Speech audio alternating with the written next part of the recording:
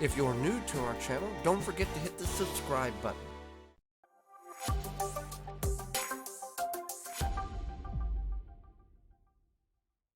Things in the garden yet, or you're not even near doing some canning to extend your harvest, it's a good idea in these colder months to think about looking at your canning inventory to see what you may need to purchase, and then if there's some items that you need to purchase, you can start to slowly purchase them over time. One thing we always think about is stuff like this, which is a Kosher Dill mix. It actually expired at the beginning of this year, and it got quite dried out through storage, and it's kind of gross. So obviously we're going to be tossing this, and if we decide to go with this mix again, we'll be buying it again.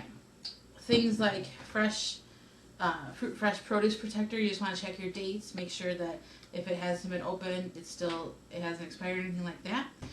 We also have a little bit of a canning basket here, so we keep just twine, we keep our canning funnels, we have some cinnamon sticks, and we have just a couple different items to make canning a little bit easier. We also put our headspace measure in here and our canning grabber, so just different things like that. And then we even have this thermometer here. Sometimes we use this to make sure things are up to the correct temperature. Then another thing you can do is, actually Joey made me this nice box here that I can store my lids in. And you want to check your lids, make sure we have, what we discovered near the end of canning season is we have a lot more wide mouth lids than we do regular mouth lids. So when I go to stock up, I can make sure I buy enough with regular mouth lids, and I'm good to go on the wide mouth lids.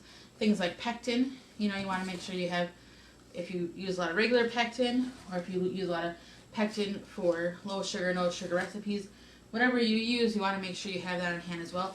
Again, check the expiration date. Again, near the end of canning season last year, we actually got low on jelly jars, and I was making Christmas gifts, so we actually had to go through all of our jar inventory and just like pull whatever jars we had. We had some dry storage in some of these smaller jars, and we had to put them into the pint jars. So sometimes you want to check that to make sure you have enough jars. Also check the rings of your jars around the side, on the inside, the rim, because sometimes they get cracked and could create an uneven seal. So you want to check the rim of your jar so that you make sure that they're good to go for canning season. Things like vinegar, you're going to need vinegar, you might need lemon juice.